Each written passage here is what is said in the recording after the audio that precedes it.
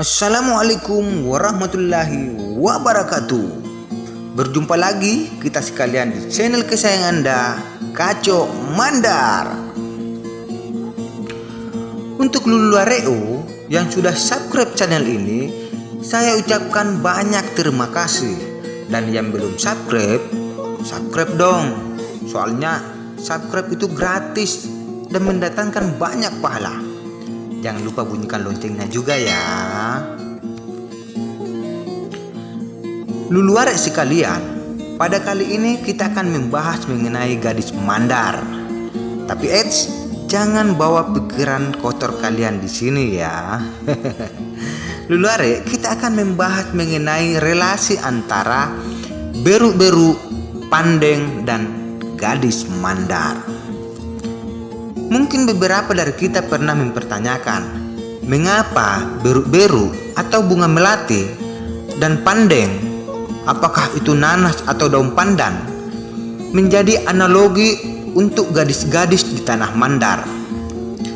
Pertanyaan ini saya dapatkan dari salah satu teman Facebook dan membuat saya cukup tergelitik untuk menjadikannya konten yang insya Allah akan mengedukasi kita semua.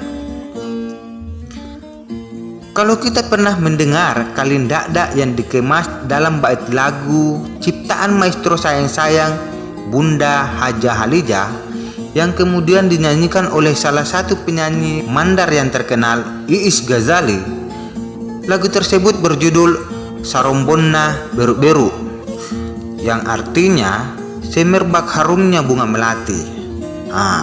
Salah satu dan salah duanya pada syairnya itu berbunyi,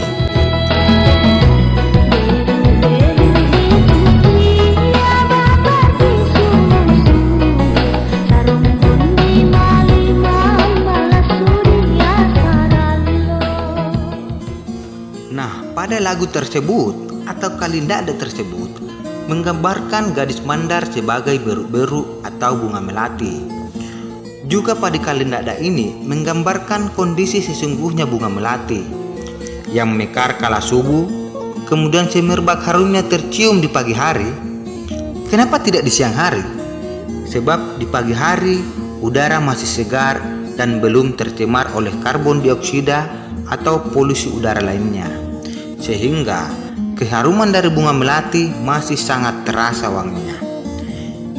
Memasuki sore hari, beru-beru atau bunga melati mulai memasuki fase malassu atau layu, kemudian jatuh dari kelepaknya. Kondisi yang dialami oleh beru-beru inilah yang dipadankan dengan kondisi seorang gadis mandar. Mungkin lebih spesifik mengenai faktor umur seorang gadis mandar, bahwa fase ba'ar atau mekar dan sarombong harumnya seorang gadis sesungguhnya cukup pendek. Setelah fase itu terlewati, seorang gadis akan masuk fase malassu atau layu, yang memungkinkan tidak lagi dilirik oleh kaum laki-laki untuk dijadikan istri atau pinangan. Bahkan ada juga yang mengkaji lebih spesifik dengan menghubungkan fase ba'ar, sarombong. Bahkan ada juga yang mengkaji lebih spesifik dengan menghubungkan fase-fase ba'ar, sarombong, dan malassu di atas dengan umur seorang gadis mandar. Misalnya, pada kalimat ba'ar di subuh-subuh, dalam bahasa Indonesia itu yang mekar di waktu subuh, itu adalah kalimat analogi untuk gadis mandar yang tengah mekar-mekarnya. Mungkin usianya sekitar 15-20 tahun. Dan pada bunga melati, waktu subuhlah yang menjadi waktu untuk lepas dari masa kuncup dan mekar. Pada kalimat sarombong di Malimang, itu persamaan atas gadis kemungkinan usia 20-27 tahun yang tengah harum-harumnya. Mungkin yang dimaksud di sini adalah kondisi fisik dari si gadis yang masih terjaga. Mereka mungkin sudah pandai berdandan dan mempercantik dirinya. Dan pada bait terakhir, malassu riasarallo, kemudian layu di sore hari, adalah analogi untuk GT. GT itu gadis tua. Garis tua yang kemungkinan besar tak lagi dilirik untuk dipinang. Mungkin Luluare pernah mendengar kalimat Natambusiallo yang pengertian harafiahnya itu dibenamkan oleh matahari. Nah, inilah contoh perempuan Mandar yang tak menikah sebab tak ada pinangan dikarenakan usia yang tak lagi muda. Ada kelanjutan potongan lagu atau kalendada untuk menggambarkan betapa rapuhnya usia pada gadis Mandar, yang juga masih penggalan lagu dari maestro Haja Halijah yang berbunyi,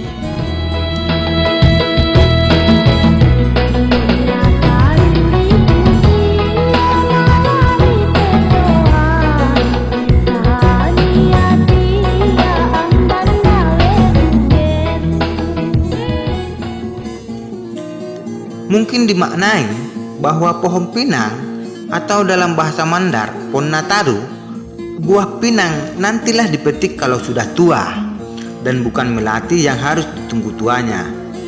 Ini didapat pada kalimat Taneatia ambanna beru-beru.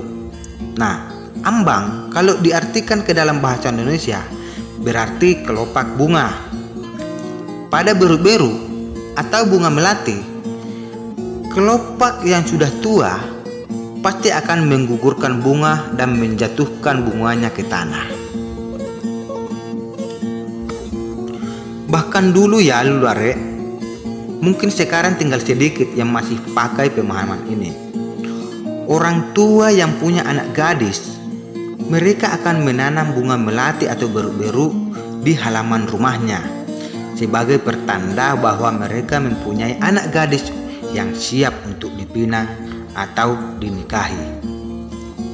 Selain menyimbolkan gadis-gadis Mandar dengan beru-beru atau bunga melati, ada juga analogi lain yang khusus untuk menyebut gadis Mandar, yakni pandeng. Terkhusus pada pandeng, ada beberapa pengertian dari pandeng. Yang pertama, pandeng dalam artian buah menas.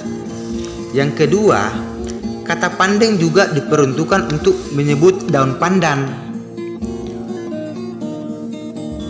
Terus pandeng yang ketiga itu biasa digunakan untuk menyebut gadis Mandar.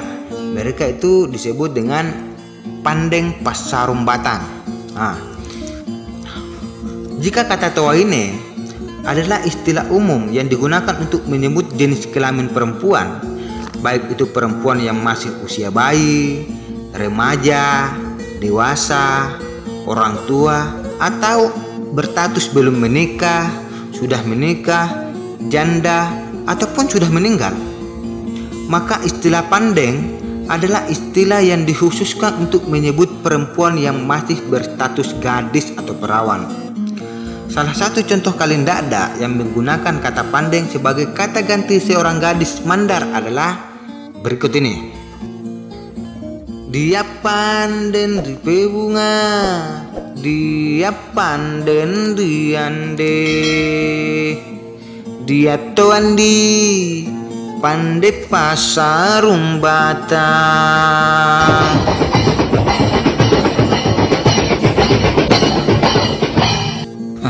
Asik ya. Pada kalendada barusan dimaknai bahwa pandeng di bunga adalah daun pandan yang biasa dibuat sebagai harum-haruman. Sedangkan pandeng diande adalah buah nanas yang rasanya manis. Dan pandeng pasarum batang adalah gadis atau wanita pendamping hidup. Meski kemudian kata pandeng adalah istilah khusus untuk menyebut gadis Mandar, namun ternyata jika dikaji lebih dalam lagi dan disandingkan dengan tanda kutip pengkategorian pandeng, maka ia berubah konteks menjadi kata umum. Sebab pandeng ini ternyata punya kelas dalam tanda kutip masing-masing. Semisal ada istilah pandeng sindah-sindangan.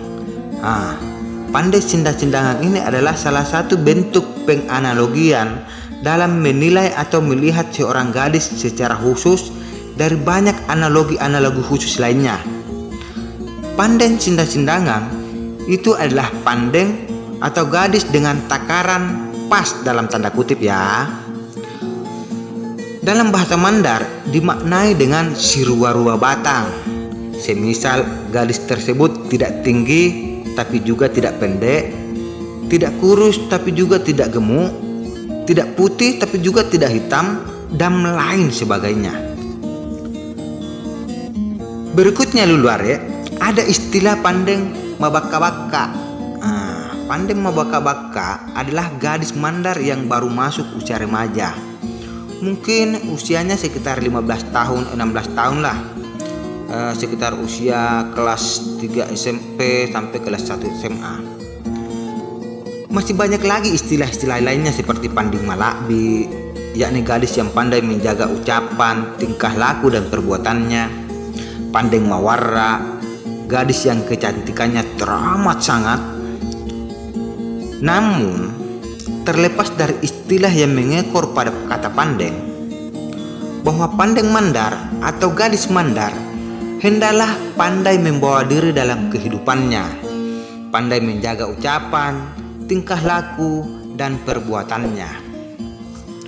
Luluare Iyana Sanna, pembahasan mengenai pandeng ini hanyalah sekulit ari.